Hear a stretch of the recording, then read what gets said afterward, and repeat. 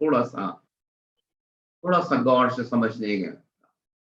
परमेश्वर के विषय में जब हम लोग इन बातों को देखना है वचन से, तो परमेश्वर के सारे बच्चे जो पुत्र होने का अधिकार लिए हैं, तो वो पुत्र भी हैं और योद्धा भी हैं। क्यों है? क्योंकि परमेश्वर का वचन ऐसा बताता है।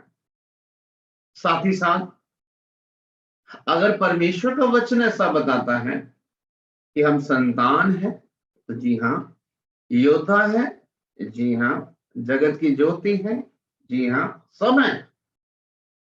अगर प्रभु का वचन ये भी बताता है कि हम युद्ध में हैं, तो हम हैं। वो चाहे हम एहसास करें चाहे ना करें, हम युद्ध में हैं। प्रश्न उठता है कि हम लोग जिस प्रकार से अभी गवाही बता रहे हैं, चाहे संतोष भाई के जीवन में हुआ, चाहे राजेश भाई के जीवन में हुआ, या हम में से कई लोगों के जीवन में होता है, प्रश्न ये है कि क्या वो एक्सीडेंट था या फिर युद्ध के दौरान कोई चूक के द्वारा कोई घटना। पहले तुमको ये समझना होगा, अगर वो युद्ध के मैदान में है, तो वहां पर मैं नहीं समझता वहां एक्सीडेंट होता है। वहां सामने वाला अगर गोली चला रहा है और आप विजिलेंट नहीं है, आप एक्टिव नहीं है, और आपको गोली लग जाती है और किसी ने न्यूज़पेपर में वाली बात पर लिख दिया कि एक्सीडेंट हो गया, तो मैं समझता हूँ ये गलत न्यूज है, ये एक्सीडेंट नहीं है। क्योंकि ये तो योद्धा था, और योद्धा अगर युद्ध में गया है तो उसको ना केवल अपने से ये उम्मीद करना चाहिए कि मैं सामने वाले के लिए खतरा उत्पन्न कर सकता हूं, लेकिन साथ साथ एक योद्धा को हमेशा ये भी पता होना चाहिए कि सामने से भी खतरा है। क्योंकि ऐसा परमेश्वर का वचन बताता है कि हम संतान हैं, और संतान है तो हम योद्धा भी हैं, और योद्धा है तो साथ साथ बिना युद्ध के योद्धा नहीं होता है, बिना युद्ध के योद्धा नहीं होता है। हम लोग ऐसे योद्धा नहीं है जो जिसको युद्ध में जाना ही नहीं है। सच तो यह है कि मैंने देखा कि जिस दिन से हम पुत्र और पुत्री होने का अधिकार मिलता है, उसी दिन से एक घमासान युद्ध चालू हो जाता है। एक ऐसा युद्ध जो कभी बीमारी के रूप में अटैक, घर में तनाव के रूप में अटैक, समाज के द्वारा अटैक, बाईपास पर रोड पर गाड़ियों के द्वारा अटैक, हर प्रकार का युद्ध चालू हो जाता है, जिसमें कुछ लोगों के जीवन में जो कुछ दिन तक नशा छोड़ दिए थे, उस पे नशा का ऐसा जादू चढ़ाता है शैतान के, उसमें नशा का अटैक होते फिर से वो वहीं पहुंच जाता है। कुछ लोग प्रभु यीशु मसीह के प्रेम में आते हैं, लेकिन उस समय तक प्रभु के प्रेम में पागल हो जाते हैं, लेकिन उसके कुछ ही पल के बाद, हफ्ते महीने के अंदर में, जब समाज, दुनिया और पति पत्नी के भावनाओं के द्वारा अटैक होता है कि लोग क्या कहेंगे, दुनिया कहेंगे, इस अटैक से ये भी मर जाती है, ये भी चला जाता है। मतलब जिस दिन हम यीशु मसीह को प्रभु करके ग्रहण करते हैं, उसी दिन से आप पुत्र और पुत्री होने का अधिकार तो मिलता है, लेकिन जैसे ही अधिकार आपको मिलता है, आप पर अटैक शुरू हो जाता है।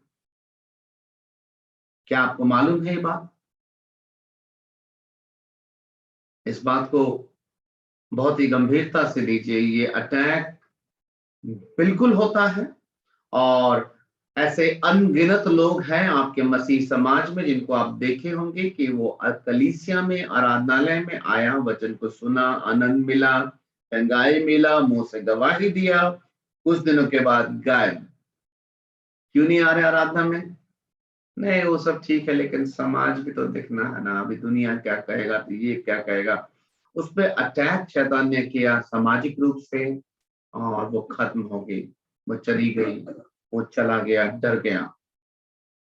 उस अधिकार को खो दिया और उसके बाद अब उसकी जिंदगी को देखिए तो पहले से 1000 करोड़ गुना बदतर हो चुकी है, लेकिन वो समझते हुए भी निकलने की स्थिति में नहीं है, समझते हुए भी निकलने की स्थिति में नहीं है।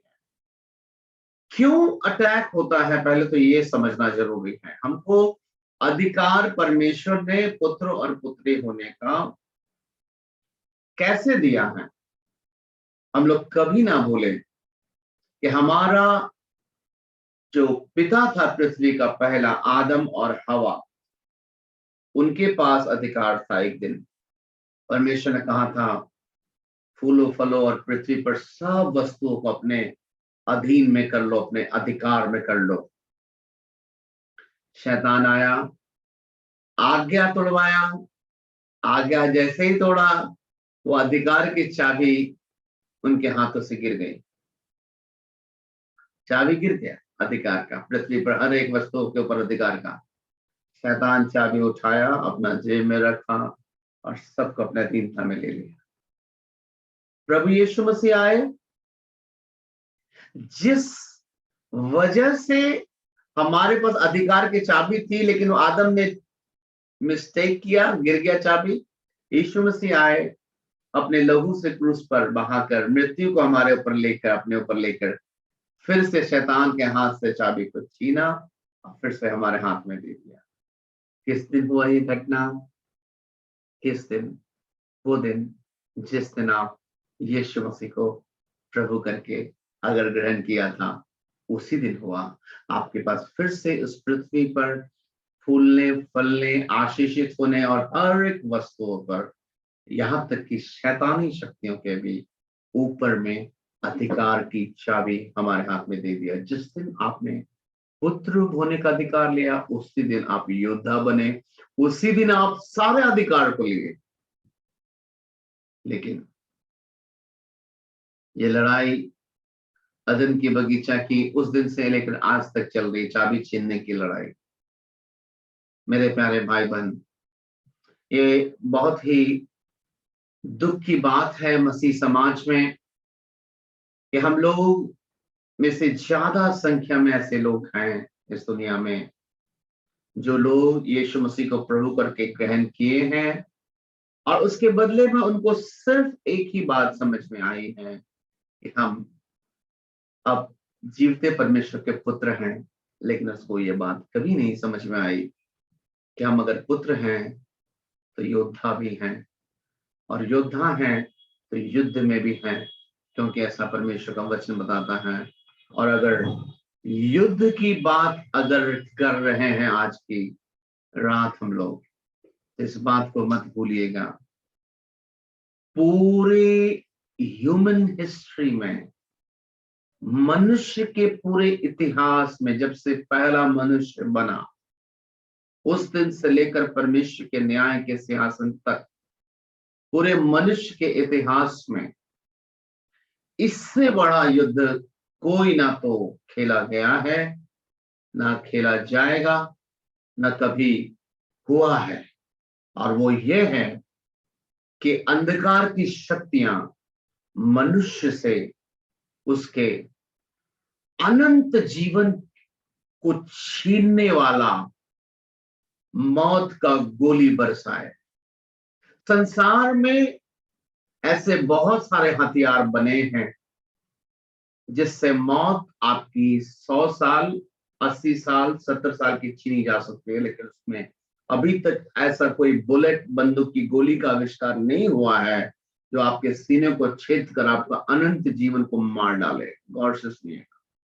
लेकिन एकमात्र अंधकार की शक्ति के पास वो गोली है जो हमको अनंत काल के लिए नरक में लेके जा सकती है। यीशु मसीह ने कहा, तुम उससे मत डरना जो तुमको शरीर को घात करता है ना, लेकिन उससे डरना जो तुम्हारे आत्मा और शरीर दोनों को नरक में डाल सकता है। कब ऐसा होगा? ऐसा तभी होगा जब आप अपनी स्वेच्छा का, जिस प्रकार आदम ने इस्तेमाल किया था, आप अपनी स्वेच्छा का गलत इस्तेमाल करेंगे, जानबूझकर, जिस वजह से हमारे पूर्वज, हमारा जो कह सकते हैं हमारे फोर फादर, जो आदम जो सबसे पहला था, उसने जानबूझकर अधिकार को पुत्र होने के खोया था। अगर हम जानबूझकर खोएंगे तो एक दिन प्रभु यीशु मसीह को मजबूर होकर हमें अनंत काल के नरक में डालना होगा। लेकिन ये गोली यीशु मसीह ने नहीं चलाया है, आज तक ना कभी चलाते हैं। ये शैतान हम लोगों की जिंदगी के विरोध में हर दिन चलाता है। सबसे पहले इस बात को याद रखें, अधिकार की बात। अधिकार कैसे छिनाया था? जब आज्ञा तोड़ा गया था। और शैतान के पास आज तक उसके पास चाबी है, हर किसी के नाम के विरोध की चाबी है उसके पास। लेकिन हम लोग बहुत धन्य हैं कि प्रभु यीशु मसीह को जानने के कारण हमने अपने अपने घरों के लिए और अपने परिवारों के लिए शैतान से चाबी छीन ली, क्योंकि हमने यीशु मसीह के लहू को अपने जीवन में लिया, जिस वजह से जब वो व्यवस्था ही टूटना ही तो उसके लिए अधिकार का कारण था चाबी लेने का, हम लोगों को चाबी वापस मिला। लेकिन मेरे प्यारे भाई बहन, शैतान इस बात से, आपको क्या लगता है, क्या अज्ञान है कि चाबी वापस कैसे छीन सकते हैं लोगों से? क्या शैतान को नहीं मालूम है छीनने का आइडिया? अच्छी तरह से मालूम है। और दूसरी बात, परमेश्वर के वचन से अगर हम लोग देखें तो हम लोग इफिसियंस का 6 अध्याय, उसका 10 और 11 और 12 जल्दी से देखें। इफिसियंस 6 अध्याय, उसका 10, 11, 12 जल्दी से हम लोग देखें।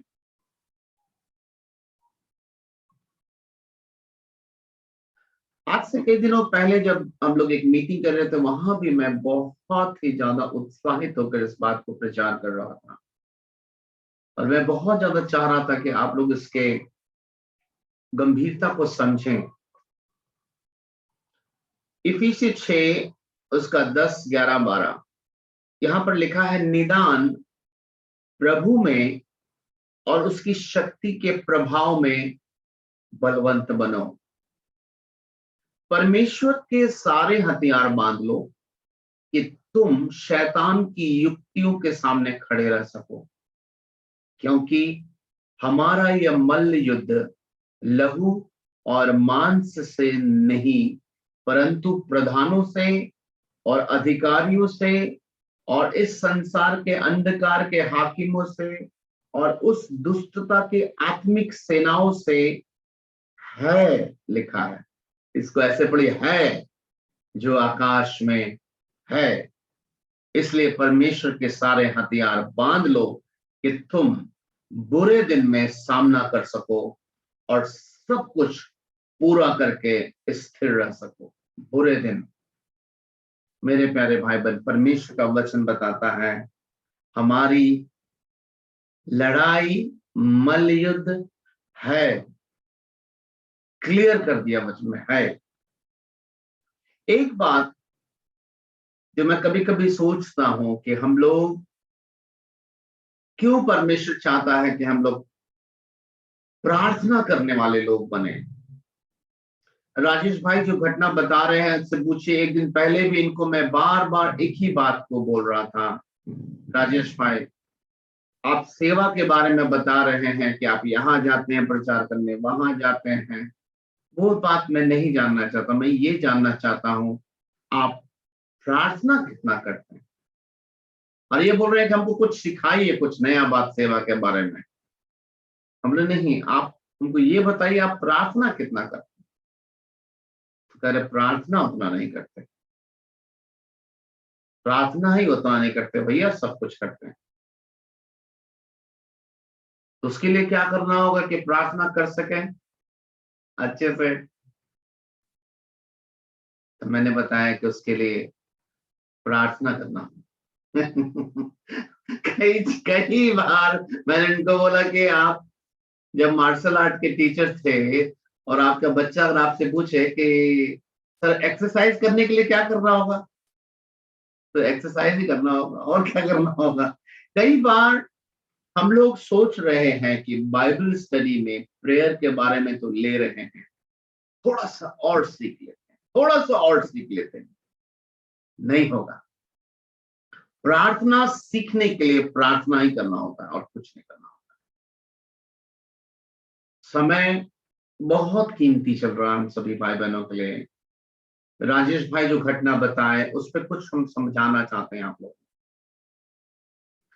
थोड़ा सा विषय से अलग हटकर एक घटना को समझाना चाहते हैं ताकि आप लोग समझ सकें कि मैं कहना क्या चाह रहा हूं। उसका गलत अर्थ मत निकालिएगा, मैं समझाने के लिए कर रहा हूं, कुछ एग्जाम्पल को दे रहा हूं, ठीक है। मैं समझता हूं कि इस दुनिया में कोई भी युद्ध ऐसा युद्ध हो जिसमें आप अगर भली भांति युद्ध के लिए पूरा 100% अगर आप तैयार हो, तैयार नहीं की अवस्था में नहीं बोल रहा हूं, मैं बोल रहा हूं कि आप 100% युद्ध के लिए तैयार हो, तो भी अगर ऐसा कुछ हो जाए कि आपका दुश्मन जो आपसे लड़ने के लिए आए, उस दुश्मन को आप दिखाई दें लेकिन आपको वो दुश्मन नहीं दिखाई दे, तो मैं समझता हूं कि ये दुनिया का सबसे कठिन लड़ाई है।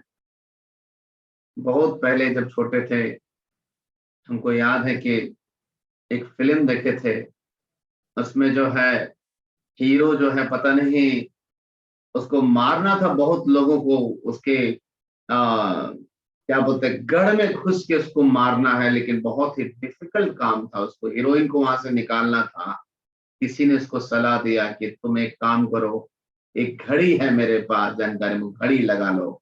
और घड़ी लगा लिया जब हीरो, तब हीरो को सब दिख रहा है लेकिन दुश्मनों को नहीं दिख रहा है, और जाके बगल में भी खड़ा होकर चांटा मार रहा है, और विलेन जो है देख रहा है ऐसे से करके, उसको समझ नहीं आ रहा है। विलेन बहुत शक्तिशाली है, उसको अगर दिखे तो अभी हीरो को एक ही बार में मार के गिरा सकता है, लेकिन दिक्कत क्या है कि जो विलेन है वो ऐसे ऐसे हाथ चला रहा है कि उसको समझ भी नहीं आ रहा है कि हमको मार किधर से रहा। और उसमें कहानी में देखते हैं कि वो हीरो जो है वो ऐसे करके सबको मार गिराता है, और किसी को नहीं समझ रहा किधर से चांटा पड़ रहा है, किधर से घुसा पड़ रहा, पता ही नहीं चल रहा, सबको मार के आजाद कर देता है। एकदम एकदम मजा आ जाता है, मैच एकदम खत्म हो जाता है, समझ लीजिए हम लोग भी मजा आ गया, क्या पिक्चर देखे, वाह।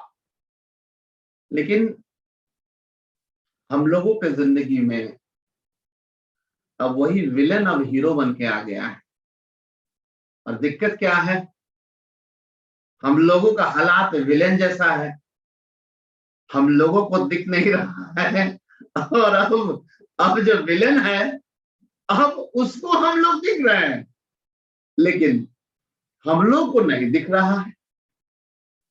अब चूंकि हम लोगों को दिख नहीं रहा है, तो हम लोग केवल हमारा दायरा उतना ही हो गया है जितना हमको दिख रहा है। तो हम जब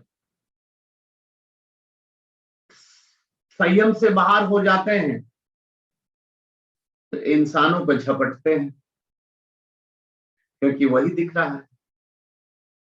लेकिन विलेन तो बड़ी ही चालाकी से हम लोगों को, हर दिन की रफ्तार में हम लोगों को, हमारे परिवार को, हमारे बच्चों को नए नए स्कीम से, नए नए तरीके से हमारे ही पास रह के मार रहा है। इस बात को समझने की कोशिश कीजिए।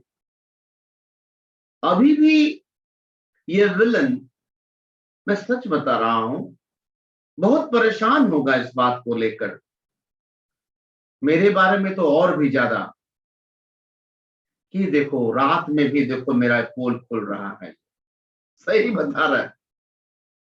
लेकिन हम चाहते हैं कि जब हम अनजान थे, नहीं जानते थे प्रभु को, तो हमने खुद बहुत अपने जीवन में दुख सहा। अब चाहते हैं कि प्रभु यीशु के नाम से ऐसे लोग जिनके जीवन में शैतान, ये विलन अदृश्य बनकर उनको दुख दे रहा है, उसका लाभ उठाएं।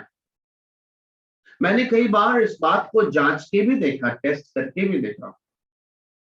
आप सबसे मैं पूछता हूं, प्रतिदिन की जो भी आपकी गंदी आदत है, मान लीजिए किसी को वीडियो गेम खेलने की आदत है, किसी को फिल्मी गाना सुनने की आदत है, किसी को यूट्यूब में इतना समझने के बाद भी आदत है, किसी को थोड़ा सा नशा करने की आदत है। एक एक टेस्ट मैं ले रहा हूँ विलन का, देखिएगा आप लोग बहुत सही जवाब दीजिएगा अभी।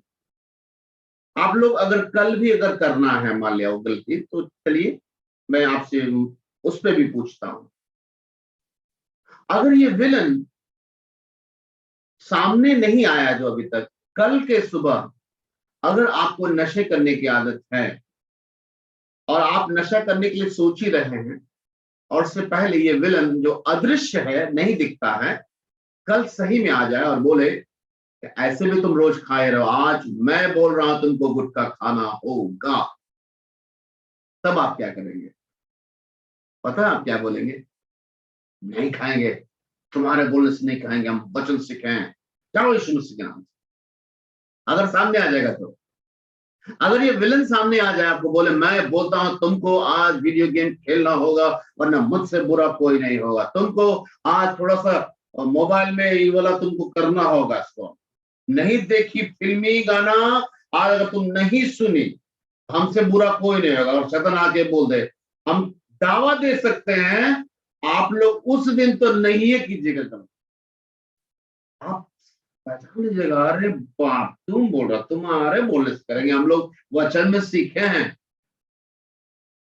किसी को बोलेगा आज तुमको झगड़ा करना होगा सूट के लिए, पति से बता दे रहा है, अच्छा तुम बोल रहे हो नहीं करेंगे, करना होगा, नहीं करेंगे तो तुम क्या करोगे? हम ये करेंगे, वचन में जानते हैं यीशु के नाम से तुमको भगाने के, भागो यीशु मसीह के नाम से, आप भगा देंगे कल आप सब। जानते हैं क्यों? क्योंकि आपको दिख रहा है। लेकिन फिर अगले दिन शैतान सोचेगा क्या? अरे बाप रे, लोग बड़ी चालाक है, अगर दिखता है ना पकड़ लेता है ना भाई, इसका मने में डालते हैं तो एकदम स्मूथली काम करती है। मन में डालते हैं तो इन लोग को लगता है कि हम नहीं सिखाए हैं, इन लोग कर रहा है, तो चलो भाई तुम ऐसे कान पकड़ो चाहे ऐसे कान पकड़ो, बर्बाद हो रही हो, बर्बाद हो रहे हो, यही मेरी खुशी है। लूसीफर इसीलिए तो भेजा था हमको, हम अदृश्य रह के ही काम करते। घर में तनाव की परिस्थिति को क्रिएट करना, चुगली करना, हर चीज अगर आपको शैतान आके बोले आज तुमको चुगली करना होगा, आज तुमको बुराई करना होगा, मेरा ऑर्डर ऑर्डर, आप नहीं मानेंगे, मुझे मालूम है आप तन जाएंगे। अगर शैतान आके बोल दे आप लोगों को कल किसी टाइम में आकर आप सभी से कि आज अगर तुम लोगों को प्रार्थना करते देख लिए ना, तो हमसे बुरा कोई नहीं हो, नहीं करना प्रार्थना, बड़ी मान मारेंगे तुम लोग, बड़ा मसीह बनता है, प्रार्थना करने नहीं देंगे। तब आप पता कैसे बोलेंगे? नहीं करने देंगे, अभी ये करेंगे, जा देखते हैं तुम मेरा क्या कर ले, तब आप ऐसे करके प्रार्थना करेंगे। लेकिन शैतान फिर अगले दिन सोचेगा ना ना, बड़ा चालाक है लोग, ये लोग का मन में डालते हैं, आज छोड़ो ना, सुस्ती लग रहा ना, हाँ सुस्ती लग रहा, आज छोड़, हाँ ठीक है आज छोड़। अरे इन लोग के साथ तो ऐसे ही ठीक है, मन में बात करते तब आज्ञाकारी है, सामने आ जाते हैं तो बाप रे, लोग एकदम फाइट कर देता है। अगर व्यभिचार की आदत है, किसी लड़की को किसी लड़के को देखकर ठीक उस समय स्पॉट में प्रकट होकर शैतान आ जाए, देखो तो देखो, उसको गंदे नजर से देखो, नहीं देखोगे तो मुझसे बुरा कोई नहीं होगा, एकदम जितना गंदा से देखना देखो, व्हाट्सएप करो, गंदा गंदा काम करो, मैसेज करो, करो करो। तब आप बोलेंगे नहीं करेंगे, तो कौन? हम शैतान है, लूसीफर है, नहीं करेंगे, यीशु मसीह के नाम से जाओ। अगले दिन आएगा, नहीं नहीं नहीं, इसको ऐसे बोलने से पकड़ लेता है, प्यार से इसके मन में डालेंगे, देखो ना उधर, देखो ना कितना अच्छा लग रहा है, कितना सुंदर लग रही है, देखो देखो देखो, वेरी गुड, अब ठीक जा रहा है। मेरे प्यारे भाई बहन, आपको समझ में आ रहा है मैं क्या कह रहा हूं? शैतान के लिए युद्ध हम लोगों ने कितना सहज बना दिया है। जानते हैं कैसे? वो ऐसे, अगर शैतान अदृश्य है और हम लोगों के लिए प्रभु ने एक तरीका रखा है, और वो है, तुम अगर प्रार्थना में आ जाओ ना, तो मैं तुमको तुम्हारी आत्मा में सब दिखा दूंगा चारों ओर क्या चल रहा है। उनकी हर एक युक्तियों को मैं तुमको प्रकट, आ जाओ बेटा, क्योंकि नहीं तो तुम नहीं समझ पाओगे। क्योंकि स्वर्गदूत जो एक समय में मेरे पास रहते थे, इनके पास कुछ विशेष गुण हैं, और मेरी पहचान परमेश्वर कहना चाहता वो यह है कि मैं अपने वरदान और बुलाहट से पीछे नहीं हटता हूं। मैंने उनको कुछ गिफ्ट दिया है, मैं उनसे न्याय के समय बात करूंगा कि उन्होंने मेरे दिए हुए गिफ्ट का क्या किया। लेकिन तुम मेरे बच्चों, एक काम करो, तुम लोग मेरे पास आओ, मेरे पास समय बिताओ प्रार्थना में, ताकि मैं तुझको ऐसी गूढ़ बातें जो तू अभी नहीं समझता है, मैं तुझको प्रकट कर सकूं। शैतान की युक्तियों को मैं तुझे पहले दिखाऊंगा, मैं तुम्हारे आगे आगे चला करूंगा, मैं तुम्हारे लिए राह बनाऊंगा। लेकिन इसके लिए करना क्या? तुम मेरे निकट आओ तो मैं तुम्हारे निकट आऊंगा। मेरे प्यारे भाई बहन, राजेश भाई ने जो बात बोला, राजेश भाई आप ही गौर से सुनिए मैं क्या कह रहा हूं। आपके साथ जो घटना हुई बीच रोड पे, या फिर संतोष भाई आपके साथ जो घटना हुई कि एक ऊंट ने आपके पैर पे मार दिया, या फिर राजेश भाई के साथ रोड पे चल रहे थे और किसी बोलेरो ने आपको इस तरह से हिट किया कि आप मरते मरते बचे, ठीक है ना? लेकिन मैं इस घटना को आपको कैसे समझाना चाहता हूं, इसको ठीक से समझिएगा। एक्चुअली जितना ये कठिन और भयंकर लग रहा है घटना, इससे ज्यादा भयंकर है। गौर से सुनिए मैं क्या बताना चाह रहा हूं, वास्तविकता में बता रहा हूं, अभी भी सचेत होने के लिए। इसलिए रात के समय में मैंने सोचा अभी ही बात कर लेते हैं। रोड पे जैसे ही हम लोग उतरते हैं, आपको क्या लगता है आपके आसपास चलने वाले बस, ट्रक, गाड़ी, बोलेरो, मोटरसाइकिल, ऑटो, जितने लोगों में भी ड्राइवर है, उसमें कितने परसेंट मसीह लोग हैं? आई थिंक शायद 1% भी नहीं। आपके सामने से अब जब अगर बाईपास में निकल रहे हैं, सामने से जितनी भी बस आ रही है, जितनी भी ट्रक आ रही है, जितना भी स्कॉर्पियो आ रहा है, जितना भी फोर व्हीलर आ रहा है, जितना भी ऑटो सामने से आ रहा है, या फिर पीछे से जितना आ रहा है, उसमें से कितने ड्राइवर, कितनी गाड़ियों में ड्राइवर जो मसीह लोग हैं आपके साथ? मैं समझता हूं 1% भी नहीं। सही बोल रहे हैं? तो अगर ये बात सही है, तो फिर सही क्या है? तो फिर सब शैतान के हाथ के लोग हैं, सारे लोग। और याद रखिएगा, जितनी गाड़ियां सामने से गुजर रही होती हैं आपके आपके ओर, और या फिर पीछे से क्रॉस कर रही होती है, हम लोग हर बार, अगर हमारी जिंदगी बचती है ना, तो सिर्फ परमेश्वर की बहुत बड़ी सहनशीलता के कारण। वरना फिल्म में आप देखे होंगे कि हीरो को मारने के लिए एक ट्रक को बुक किया जाता है और उसको पैसा देता है विलन, एक ट्रक वाला, सब सारा रोड का सारा ट्रक वाला को नहीं। और देखते हैं कि हीरो जा रहा है कार से, और सामने से एक ही ट्रक वाला जो है आके हिट कर देता है, हीरो मर जाता है। लेकिन यहाँ तो विलन बहुत पावरफुल है।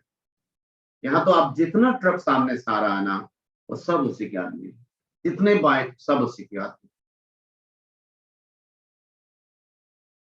मैं आपको एक और घटना बताना चाहता हूँ, इस बात से कुछ एक्सप्लेन करना चाह रहा हूँ। जो सच्चाई में बताया और इसमें कितनी सच्चाई है इसको भी गौर से सुनिए। अभी 2-3 दिन पहले मुझे पता चला कि एक पास्टर के 2 जवान लड़के रोड एक्सीडेंट में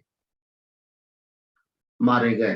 दोनों जवान लड़के, एक की नवंबर में शादी हुई थी, उसका एक का शायद पहले शादी हुआ था या शायद होने वाला था। 2 जवान लड़के, दोनों स्कूल चलाते थे। गौर से सुनिएगा, पास्टर के दोनों जवान लड़कों के बारे में बता रहा हूं। ये लोग औरंगाबाद में स्कूल चलाते थे और संडे को पटना में चर्च चलाते थे। शनिवार की शाम को औरंगाबाद से, मैं अभी हाल के नवंबर की घटना में बता रहा हूं, शनिवार को शाम में दोनों भाई बाइक से आते थे पटना, संडे की आराधना लेते थे और शाम में मीटिंग खत्म होने के बाद रात में लोग औरंगाबाद निकल जाते थे ताकि सुबह मंडे से स्कूल को संभाल सके। समझ रहे हैं आप लोग? अब एक दिन अभी हाल की घटना है, इसी नवंबर की, कि रात में लोग निकले ये सोच के कि अब हमेशा की तरह पास्टर के लड़के, बहुत फेमस पास्टर के लड़के हैं, दोनों जवान लड़के थे।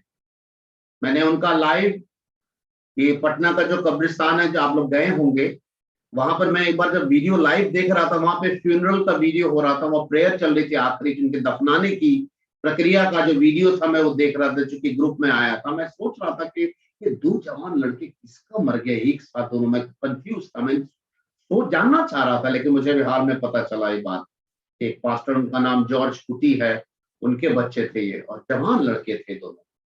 तो जब वो बाइक से शाम में निकले औरंगाबाद के लिए, तो रास्ते में इनका जो है बाइक से एक्सीडेंट हो जाता है किसी गाड़ी से और दोनों घायल हो जाते हैं रोड पे ही, लेकिन मरते नहीं हैं, घायल हो जाते हैं। पता चला जब ये घायल हो जाते हैं तो औरंगाबाद में जहां ये रहते थे वहां पर अपने जो हाउस ओनर, मकान मालिक को उन्होंने फोन किया कि भाई ऐसा ऐसा हमारे साथ घटना हो गई है, तो हम लोग क्या करें।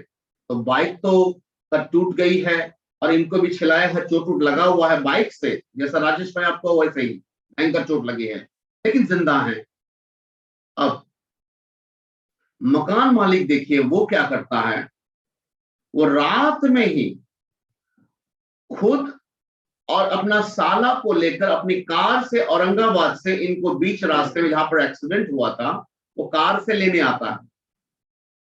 जब कार से लेने आता है, अभी देखिए इनका बाइक एक्सीडेंट हुआ है, चोट लगी है, अब इन दोनों को भी कार में बैठा लिया है और मकान मालिक खुद लेने के लिए आया है और ड्राइविंग उनका साला कर रहा है। पहला गाड़ी खराब हो गया, एक्सीडेंट हो चुका है, मकान मालिक खुद आया है लेने के लिए, दया के रूप में, हेल्प के रूप में। थोड़ा देर लोग आगे बढ़ते हैं, अब ये कार भी खराब हो जाती है। अब ये लोग फिर परेशान किया, अब ये गाड़ी क्यों खराब हो गई, और ये लोग चाह रहे थे कि जल्दी से औरंगाबाद पहुंचे, लेकिन मकान मालिक जो गाड़ी लेकर आया वो गाड़ी भी बीच रास्ते में खराब हो जाती है। कोई काम कर रहा है इनके बीच में, ये लोग इस बात से अनजान हैं। जैसा मैं समझा रहा था कि रोड में सारे आदमी उसके हैं। शैतान अभी बाइक एक्सीडेंट से मारना चाहा लेकिन बच गए। दूसरा संसारिक व्यक्ति लोग आया, किस लिए आया? मकान मालिक हेल्प करने के लिए आया। जो गाड़ी को लेकर आया, अब उस गाड़ी पर बैठा के जब जल्दी ले जा रहे हैं तो वो गाड़ी खराब हो जाती है। अब इन लोगों ने फिर तीसरी गाड़ी को फोन करके अरेंज किया, फिर रात में दूसरी गाड़ी रोड पर आती है। अब जब दूसरी गाड़ी पर बैठ के लोग निकल रहे हैं तो औरंगाबाद पहुंचते पहुंचते सामने से एक दूसरा ट्रक आता है और ये अब तीसरी गाड़ी में हिट कर देता है, बहुत जोर से सामने से मारता है। ये ऑलरेडी दोनों एक्सीडेंट हो चुका था, इनको बचाने के लिए इनका हाउस ओनर आया था, जिस गाड़ी से बचाने के लिए आया वो गाड़ी खराब हो गई, गौर सुनिएगा, उसको खराब कर दिया गया शैतानी शक्ति के द्वारा। दूसरी गाड़ी लेकर आया और दूसरी गाड़ी में जब लोग चढ़े, वो कुछ आगे जाने के बाद जो है ट्रक आकर जो ऐसा हिट करता है कि ये दोनों भाई उसी घड़ी रोड पर, और उनका साला, मकान मालिक जो बचाने के लिए आया उसका साला, इस स्पॉट पे डेथ हो जाती है और मकान मालिक को बनारस ले आया जाता है। रास्ते में वहां पहुंचते ही मकान मालिक की भी मृत्यु हो जाती है। उसके बाद डेड बॉडी के लिए भी यहाँ तक की कोशिश किया जा रहा है कि डेड बॉडी को लेकर आए। जो गाड़ी आ रही है डेड बॉडी को ले जाने के लिए, वो गाड़ी या तो मना कर दे रहा है या फिर गाड़ी खराब हो जा रही है। और सारे पटना के लोग, मसीही लोग, इस बात से हैरान, ये क्या हो गया है। और मुझे जब बताया गया, मैंने जैसे ही मेरे मुंह से निकला कि ये तो शैतान की चाल थी, तब एक परमेश्वर के दासी ने तुरंत कहा कि हाँ बेटा, मुझको तो ऐसा लग रहा है कि शैतान की चाल थी। जैसे क्योंकि पहला बाइक एक्सीडेंट हुआ, उस समय मरते मरते बचे, अभी दूसरा गाड़ी चढ़े तो गाड़ी खराब, उसके बाद तीसरा गाड़ी आया तो तीसरा गाड़ी में फिर अटैक हो गया ट्रक से, और चारों मर गए। यहाँ तक कि हाउस ओनर जो बचाने के लिए आया था अपने कार्ड से लेने के लिए, उसका साला चारों आज खत्म हो चुके। मेरे प्यारों भाई बहन, आपको क्या लगता है मैं जो बता रहा था अभी, क्या ये सच नहीं? शैतान फिल्म में एक गाड़ी फेल हो जाने से बच सकता है हीरो फिल्म में, लेकिन यहाँ पे नहीं बचेगा। यहाँ पे सारे रोड में चारों तरफ उसी के आदमी है। और there is only one remedy, सिर्फ एक ही चीज है जो हम और आपको बचा सकता है, वो यीशु मसीह का पवित्र लहू, और कुछ नहीं है। मेरे प्यारे भाई बहन, मैं एक और गवाही बताना चाहता हूँ। आज से लगभग साल, 1.5 साल, 2 साल पहले की घटना है, जब हम आरा में थे और ऐसे ही प्लान बना के आरा से भी काफी अंदर में गांव में प्रचार करने के लिए जाना है। तो मुझे परमेश्वर का वचन याद आया, और एक वचन मैंने एक परमेश्वर के दास से सीखा था।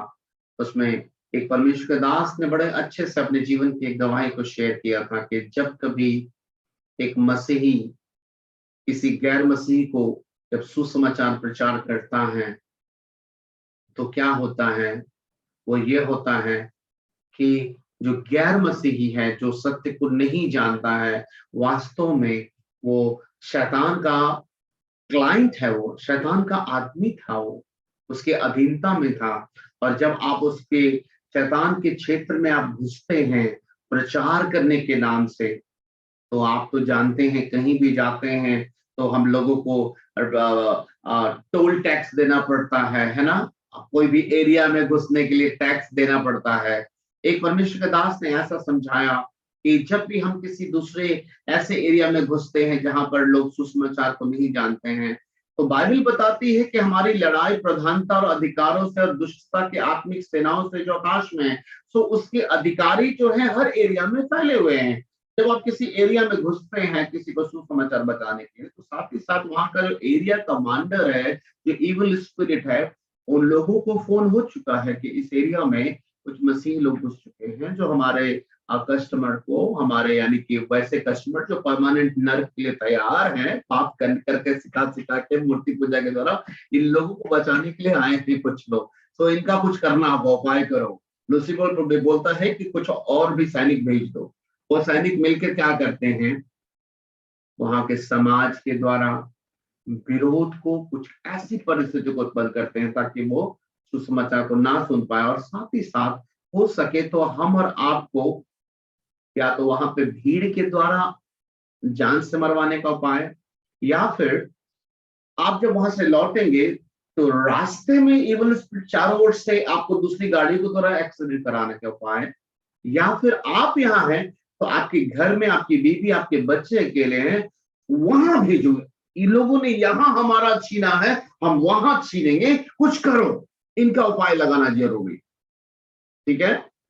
इनसे टैक्स लेना होगा क्योंकि मेरे एरिया में घुसे हैं, टोल प्लाजा में टैक्स तो देना पड़ता है ना। लेकिन एक दिक्कत क्या है, अगर एक मसीही जिसके जीवन में अगर सचमुच अपने लिए, अपनी पत्नी के लिए, अपने बच्चों के लिए यीशु मसीह का लहू अगर है, तो शैतान का दूत आकर देखेगा आपके जीवन में, आपके बच्चों के जीवन में यीशु मसीह का लहू, तब तो वापस चला जाएगा, क्योंकि यीशु लहू देखने के बाद उसको और टैक्स नहीं चाहिए।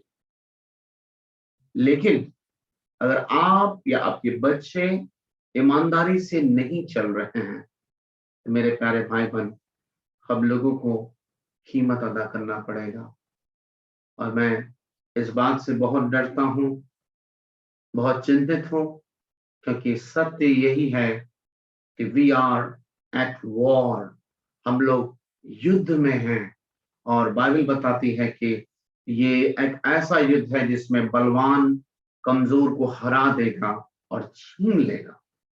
मेरे प्यारे भाई बहन, मैं आप सभी से आज की रात कुछ नहीं, बस एक ही चीज चाहता हूं कि कम से कम सोचिए कि हमारे कमरों में, हमारे छत में, हमारे बालकनी में, हमारे रूम में ये अदृश्य